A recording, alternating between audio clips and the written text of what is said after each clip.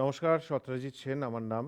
আহ, সকলকে স্বাগত ক্যানভাস টক্স এই অনুষ্ঠান বা এই কর্মসূচির নাম।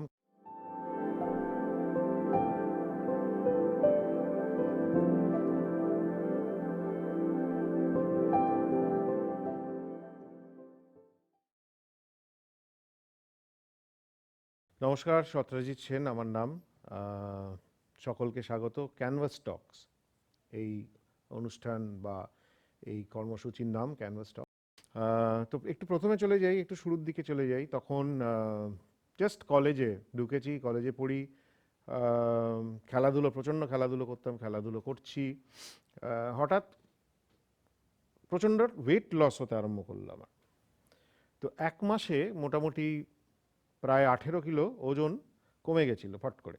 ব্লাড টেস্ট করানো হয়, ব্লাড টেস্টে কী বেরোলো না আমার নাকি সুগার। সুগার কত?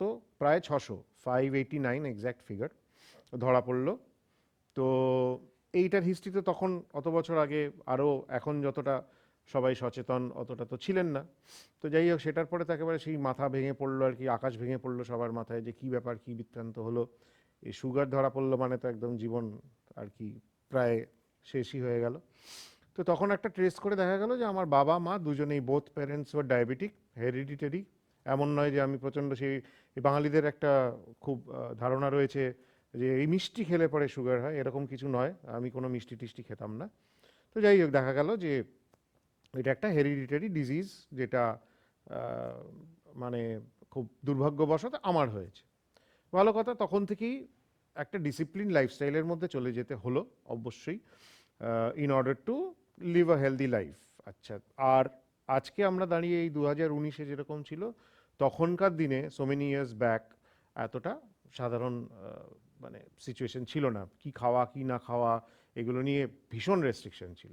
যাই হোক, মানিয়ে ঠানিয়ে নিলাম। মানিয়ে টানিয়ে নিয়ে তো তারপর খুব মানে কলেজের ঠিক বেরোনোর পরপরেই কাজ শুরু করলাম, নিজেরা ব্যবসা করতাম। ব্যবসা খুব ভালো চলতো। আমাদের সেকেন্ড হ্যান্ড গাড়ির কিছু বন্ধুবান্ধব মিলে আমরা এক্সচেঞ্জ প্রোগ্রাম করেছিলাম, কিনা বিক্রি করা, তারপর ফাইন্যান্স করা, ডিএসএ করলাম। সেই ডিএসএ নিয়ে সব দুর্গাপুর, আসানসোল আমি নিজেই ব্রাঞ্চ সেট করলাম। সেই ব্রাঞ্চগুলো খুব ভালো চলতো, কারণ ওখানে শুধুমাত্র মানে পাবলিক ফাইন্যান্স বলতে কিছু অ্যাভেলেবল ছিল না, অনলি প্রাইভেট ফাইন্যান্সার ছিল। তারা খুব হাই রেটে করতো, এসব চলছে। তো চলতে চলতে হঠাৎ একদিন এরকম অফার পেলাম ইয়ের থেকে, স্টার টেলিভিশন থেকে, যে একটা ইন্টারভিউ হচ্ছে, যাব কি না। তো যাই হোক, স্টার টেলিভিশনে ইন্টারভিউ দিতে গেলাম, এক্সিকিউটিভ হিসেবে জয়েন করলাম, পেয়েও গেলাম, চাকরি পেয়ে গেলাম, কারণ ওরা একটা সম্পূর্ণ নতুন টিম সেট আপ করছিল। তো আমার আবার একটু ব্যাংকিং অভিজ্ঞতাও ছিল, মাঝখানে ক্রেডিট কার্ড বিক্রি করেছিলাম ওই গাড়ির ফাইন্যান্স করতে করতে, তো তাই জন্য সেই চাকরিটা হয়ে গেল। যাই হোক, খুব খুশি, মিডিয়াতে চাকরি পেয়ে গেছি। কি করছি কি না করছি একটা নানান নতুন ধরনের উৎসুকতা সবার মধ্যে, যে কি হচ্ছে কি না হচ্ছে, চলছে খুব ভালো চলছে। এই এক্সিকিউটিভ থেকে আস্তে আস্তে আস্তে রিজনাল হেড হয়ে পড়লাম। তো রিজনাল হেড হয়ে পড়ার পরে সমস্ত দায়িত্ব বাড়লো, সেই আসাম ইনক্লুড হলো, ওয়েস্ট অফ বেঙ্গল ইনক্লুড হলো, উড়িষ্যা ইনক্লুড হলো। তো নানান জায়গায় যাচ্ছি, সব দেখছি কি হচ্ছে কি না হচ্ছে। ততদিনে তো বিয়ে ঠিয়ে একটু আর্লি করেছি, বিয়ে হয়েছে, বউ বাচ্চা সমস্তই চলছে। খুব সুন্দর সেট জীবনে একটা কর্পোরেট স্ট্রাকচারে চালু হচ্ছে। বাধাটা প্রথম বাঁধলো হচ্ছে 2006। তখন আমাকে বললো যে না, একটুখানি বম্বে ট্রান্সফার করে দেওয়া দেওয়া হলে কেমন হয়, বম্বেটায় তুমি যদি বসো তাহলে জিনিসটা একটা ভালো দাঁড়ায়। তো বম্বে আমাদের যাওয়া আসা ছিলই, কারণ স্টারের হেডকোয়ার্টার্স বম্বেতে ছিল। গেলাম বম্বেতে, গিয়ে একটুখানি মোটামুটি রেকি করে দেখলাম যে না না, এই শহরে বাঙালি ছেলে থেকে কাজ করাটা একটুখানি মুশকিল বলে মনে হলো আমার। তো যাই হোক, সেই অফারটা রিফিউজ করলাম। ঠিক তারপরেই আরেকটা আবার বিঘ্ন, পুরো ম্যানেজমেন্ট চেঞ্জ হলো। ম্যানেজমেন্ট চেঞ্জ হওয়ার পরে একটি ছেলে গুয়াহাটি থেকে এসে আমাকে বলা হলো যে এই ছেলেটিই হচ্ছে সেই ছেলে যে যার কাছে তুমি মানে রিপোর্ট করবে আর কি। তা আমি আবার একটুখানি বরাবরই একটু একগুয়ে একগুয়ে, রিপোর্ট করবে এই ছেলের কাছে, এইটা আমার খুব একটা ভালো ঠেকলো না। দুম করে চাকরিটা ছেড়ে দিলাম। ছেড়ে দিয়ে জি টিভিতে একখানা অফার ছিল। তো তখন আবার স্টার জি বিরাট কম্পিটিশন, আর স্টারের কালচার খুব ভালো, রূপট মাড্ডক ওনার একটা কর্পোরেট স্ট্রাকচার, আর সত্যি সে স্বর্ণযুগ বলে মনে হয় এখন। সেই থেকে জি এটা ভাবাই যায় না, লোকজন ভাবতেই পারে না। তো যাই হোক আমরা ভাবলাম, আমরা কিছুজন বেরিয়ে জিতে জয়েন করলাম। আবার একটা অ্যাম্বিশিয়াস প্রজেক্ট, ডিজিটালাইজেশন তখন সবে অ্যানাউন্স হবে, ইন্ডিয়া গভর্নমেন্ট করবে, সবার বাড়িতে সেট টপ বক্স লাগবে এরকম শোনা গেছিলো। এটা হচ্ছে সাল 2008। তো যাই হোক, একটু ফাস্ট ফরওয়ার্ড করে চলে যাই, জি টিভির সেই প্রজেক্ট, অ্যাম্বিশিয়াস প্রজেক্ট চালু হয়েছিল, কিন্তু সেখানে স্পোর্টস চ্যানেল তারা দেয়নি। তখন ডিজিটালাইজেশন আবার হলোও না, সেই গভর্নমেন্ট অদল বদল হলো বলে এই প্রজেক্টটিও তখন চলছিল। তো তখনই আমার কাছে একটা রিলায়েন্স থেকে অফার এলো। রিলায়েন্স কলকাতার একটা কোম্পানি কিনেছিল, যে কোম্পানিটা অসম্ভব লস মেকিং কোম্পানি ছিল। তা আমাকে বললো যে আরে এই তোমাদের এই প্রজেক্টে তো এরকম কিছু হচ্ছে টচ্ছে না, এ তো কয়েকদিন পরে বন্ধ হয়ে যাবে, আমাদের এই কোম্পানিটা আমরা কিনেছি, তো তুমি কি এটা টেক ওভার করবে নাকি এই পজিশনটা? বললাম বাহ বেশ ভালো, এটাকে একটা টেক ওভার করলেও হয়। বললো এটা কিন্তু 3 মাস, এই 3 মাসের মধ্যে যদি এটা না রিভাইভ হয় তাহলে বন্ধ হয়ে যাবে। বললাম ঠিক আছে, ভালো, অসুবিধে নেই। তা একটা কার্টনে করে এসব জিনিসপত্র নিয়ে সেখানে গিয়ে ক্যাবিনটায় বসলাম। তো কার্টনটা দেখে সবাই বলতো যে এই কার্টনে কী আছে? আমি বললাম ভাই এ তো আমার জিনিসপত্র রয়েছে, তারপর 3 মাস পরে আবার যদি তালা লাগিয়ে দেয় তাহলে এই কার্টন খোলার কোনো মানে নেই। তো কার্টন কার্টনের মতন থাক, যদি দেখি যে জিনিসটা একটা আমরা চালিয়ে নিয়ে যেতে পারছি তখন কার্টন খোলা হবে। যাই হোক, সৌভাগ্যবশত বলা হোক, আমার পারদর্শিতা বলা হোক, বা একটা সেই যে বলে না ইউনিভার্স কনস্পায়ার্স, সেই দিক দিয়েই বলা হোক, কোম্পানি চলে গেল। আমি 100 জনের একটা টিম একটা রাইভাল কোম্পানি থেকে জয়েন করালাম, খুব স্ট্র্যাটেজি করে সেসব নিয়ে কাজ টাজ হলো। সেই রাইভাল কোম্পানি আবার আমাদের সবার নামে কেস টেস করলো, সিবিআই সিআইডি সেই নানা রকম ব্যাপার। সেখানে ভবানী ভবনে গিয়ে আরেকটাও সেই বিরল অভিজ্ঞতা হলো। বিভিন্ন লোকেদের মিটটিট করলাম, সেই তখন তো এই লিগ্যাল ব্যাপার স্যাপারগুলো বুঝলাম কি হতে পারে না হতে পারে, সেই এসপিওনাজ, কোম্পানি এসপিওনাজ, এই সমস্ত একটু আর্লি জীবনেই ব্যাপারটা জেনে টেনে গেলাম। তো যাই হোক, সেই সব চলতে চলতে তো বেশ হচ্ছে। সঙ্গে সঙ্গে কি হচ্ছে, এই আর্ট কালচার সব বাঙালি করে, গান বাজনা চলছে, একটা স্টুডিও, একটা ঝোঁকের মাথায় একটা স্টুডিও বানিয়ে ফেললাম। স্টুডিও কি করা হবে না, স্টুডিওয়ে অ্যালবাম হবে, বিভিন্ন অ্যালবাম তৈরি করা হবে, নন ফিল্ম যেসব ব্যাপার স্যাপার হয় সেগুলো করা হবে। তো ভালো কথা, স্টুডিও চলছে। আমাকে আমার এক কি বলবো, ছোটোবেলার এক বন্ধুও বলতে পারা যায়, কলিগও বলতে পারা যায়, তারা আমার হয়ে কিছুদিন কাজও করতো যখন ফাইন্যান্সের আমাদের ডিএসএ ছিল। সে বলল যে দাদা আমি তো এরকম সমস্ত কিছুই জানি ভালো করে, তো আমি চালাচ্ছি। ভালো কথা, আমি বললাম ঠিক আছে তাহলে তুই দেখ। তো আমি তো অফিস থেকে এসে রাত্রিবেলা যেতাম, প্রচুর গুণী মানুষজন সব রেকর্ডিং টেকর্ডিং করতে আসতেন, দেবজ্যোতি মিশ্র একাধিক কাজ টাজ করতেন। তো যাই হোক, সেসব চলছিল ভালোই। তবে যা যা বিজনেস প্রজেকশন ছিল বা প্ল্যান ছিল সেইগুলো অনুযায়ী কিছুই হলো না, টাকাই খালি ঢেলে যাচ্ছি দেখলাম। তো ফাইনালি একদিন হাত তুলে সেই ছেলেটি দেখলাম আর আসছে না। আমার প্রচুর ইকুইপমেন্টও দেখলাম চুরি হয়ে গেছে, কারণ অবভিয়াসলি সেগুলো তো বসে বসে আর আমি হিসেব রাখতাম না যে কী আছে, কী যাচ্ছে, কী না যাচ্ছে, সেই মানে রাখতো। তো সেও আবার ওই একটা মানে অ্যাডিকশানের চক্করে ছিল, তার অ্যালকোহলিক অ্যাডিকশান ছিল। তো সে আবার সেই অ্যালকোহলিক অ্যাডিকশানে কোথায় চলে গেছে আমি জানি না বা জানতাম না। ফাইনালি সেই স্টুডিও আমাদের তখন বন্ধ করে দিতে হয়। তো যাই হোক, আমার চাকরি তখন চলছে, আর মাথার পেছনে ঘুরছে যে কীভাবে কী করা যেতে পারে না পারে। তো হঠাৎ করেই একদিন আমার এই কোম্পানির বম্বেতে যিনি এইচআর ছিলেন আর কি, হেড, তিনি ফোন করে বললেন যে এরকম দিল্লিতে একটা বিরাট এক্সোডাস হয়েছে, তো তোমাকে আমি একটা মানে প্রমোশন দিয়ে দিচ্ছি, আমরা ঠিক করেছি যে তুমি কলকাতাটা এরকমভাবে টার্ন অ্যারাউন্ড করেছিলে। তো তখন আমি কলকাতায় অলরেডি সিনিয়র ভাইস প্রেসিডেন্ট ছিলাম। তো বললো তোমাকে আমার একটা ন্যাশনাল রোলে দিল্লিতে তুমি বসবে, দিল্লি বম্বে দেখবে, কলকাতাও দেখবে, কলকাতা তখন চলছেই, অসুবিধা নেই। আর মোটামুটি ধরো একটা ডাবল তোমার ইয়ে হবে, স্যালারি ট্যালারি হবে। তো এইটা আমরা অফার দিলাম, তুমি মোটামুটি দিল্লি চলে এসো। তা আমি বললাম যে না না, দিল্লি যাওয়া তো যাবে না। আর ঘটনাচক্রে উনি আবার বিদ্যা বালানের বাবা, মিস্টার পি আর বালান। তাই আমি বললাম যে না না বালান স্যার, এই দিল্লি টিল্লি হবে না আমার দ্বারা, আমি একটা কাজ করছি, আমি বললাম একবারই ছেড়ে দিই, কারণ এই এখন বয়স আছে, তখন আমার বয়স 33। সো বললাম যে না, এখন এই রিস্ক ফিস্ক নিয়ে একটা চাকরি ছাড়লে হবে, যদি কিছু হলো হলো, কিছু হলো না তখন একটা আলাদা ব্যাপার। তো এই সময় আমি ছেড়ে দিই বরং। তো বলে আমি ছেড়ে ছেড়ে দিলাম।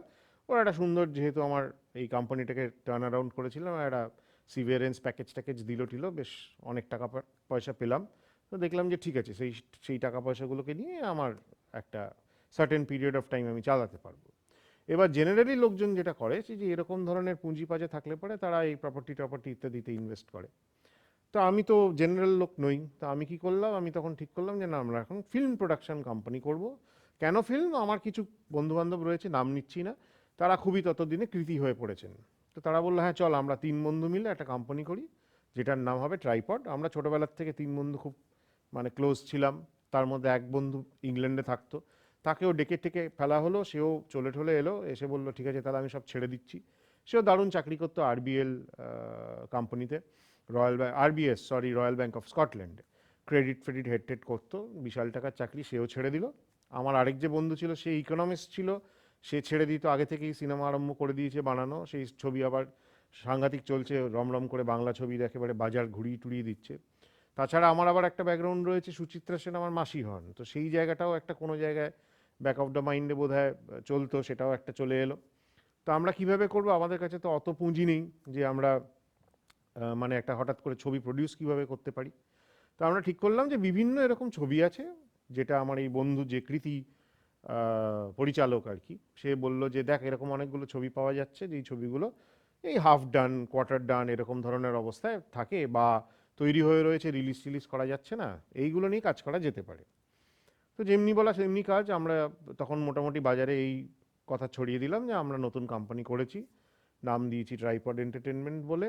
তো 3 বন্ধু যেহেতু সেহেতু ট্রাইপড, আমরা এরকম ধরনের ছবি নিয়ে কাজ করব। বললো বেশ ঠিক আছে, ভালো কথা। এবার বিভিন্ন লোকজন তখন অলরেডি অটোমেটিক্যালি আসতে আরম্ভ করলো, অফিস কাছারিও নেওয়া হলো, সব কিছু নিয়ে চলছে, সবই আমার কিন্তু সেলফ ফান্ডিংয়ে চালাচ্ছি। তো ওই যে যেই সমস্ত পয়সা কড়িগুলো পেয়েছিলাম সেগুলো নিয়ে, তো যাই হোক তার মধ্যে থেকে আমরা 3-4টে ছবি বাছতে আরম্ভ করলাম, যেই ছবিগুলো দেখে মনে করলাম যে না এই ছবিগুলো মানুষের কাছে পৌঁছানো দরকার। প্রথম ছবি মাছ মিষ্টি অ্যান্ড মোর আটকে ছিল, পয়সা দিলাম। হাতে খড়ি ছবির বাজারে যদি বলা হয় রিলিজ কিভাবে করতে হয়, ডিস্ট্রিবিউশন কাকে বলে, মার্কেটিং কি বলে, মার্কেটিং কি বলেটা একটুখানি অন্যরকম, কারণ স্টারে থাকতে মার্কেটিং ওয়াজ অলসো পোর্টফোলিও যেটা আমি হ্যান্ডেল করতাম খানিকটা। তো যাই হোক ফিল্ম মার্কেটিং সেটা তো একটুখানি অন্যরকম হয়।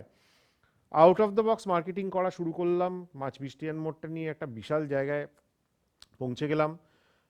ইট became very commercially successful film. Mainak ভৌমিকের কেরিয়ারেও বেডরুমের পরে মাছ মিষ্টি মোর ওয়াজ হিউজ।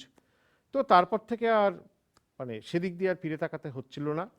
পরপর পরপর আমরা ছবি করে যাচ্ছি, মাছ মিষ্টি করার পর আমি আর আমার গার্লফ্রেন্ডসটা ধরে রিলিজ করলাম, সেটাও মৈনাকের ছবি, সেটাও বেশ বড় কমার্শিয়াল একখানা ভালো জায়গা পেল। তারপরে আমরা করলাম হচ্ছে গিয়ে তৃতীয় ছবি ছিল বোধহয় আমাদের হ্যাঁ বাকিটা ব্যক্তিগত একটা অদ্ভুত ছবি।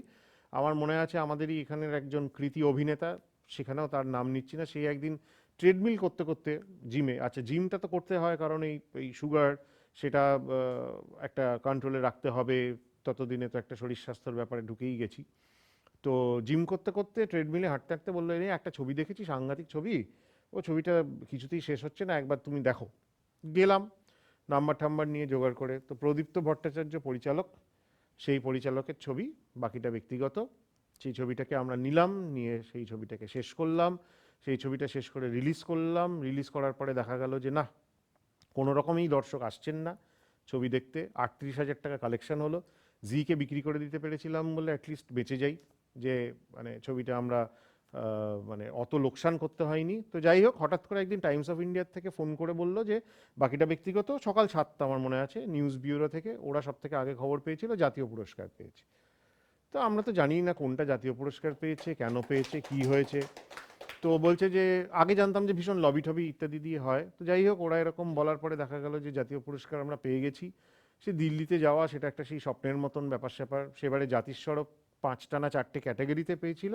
ওই বেস্ট কস্টিউম রূপঙ্কর পেয়েছিলেন, best music director, Kabir Suman as best lyricist, এইসব না, রূপঙ্কর গায়ক, কবির সুমন মিউজিক ডিরেক্টর। তো সেই নানান রকম ধরনের যাওয়া, সেখানে একটা সেই সাংঘাতিক অভিজ্ঞতা।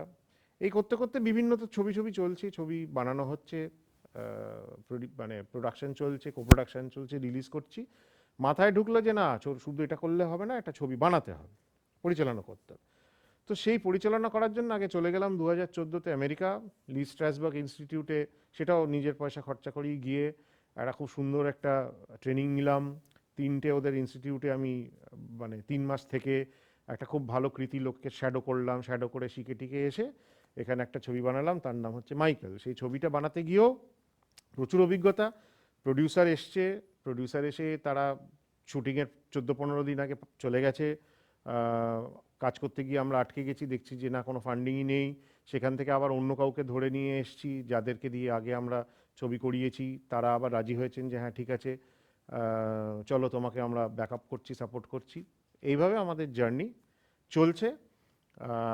রাস্তা সবসময়ই বাংলা ছবির ক্ষেত্রে is very very tough, not smooth at all. Bangla ছবির যেটা আজকের দিনে সব থেকে বেশি দরকার, যে দর্শক এসে হলে ছবি দেখেন না, এত স্ট্রিমিং প্ল্যাটফর্ম ইত্যাদি রয়েছে। আমরা চাইছি যে দর্শক আবার ফিরে আসুক, কারণ দর্শক হিন্দি ছবি দেখছে, ইংরেজি ছবি দেখছে, বাংলা দেখছে না। সেরকম ধরনেরই পরিকল্পনা নিয়ে আরও কীভাবে নতুন ধরনের ছবি বানানো যেতে পারে যার জন্য দর্শক আসবে, is what we are trying to do, what I am also personally trying to do. That's a journey. Hope একদিন সেরকম ফিরে আসবে যে যেখানে আবার হল ভর্তি করে রাউন্ড দ্য ইয়ার বাঙালি দর্শক বাংলা ছবি দেখতে আসবে। Thank you.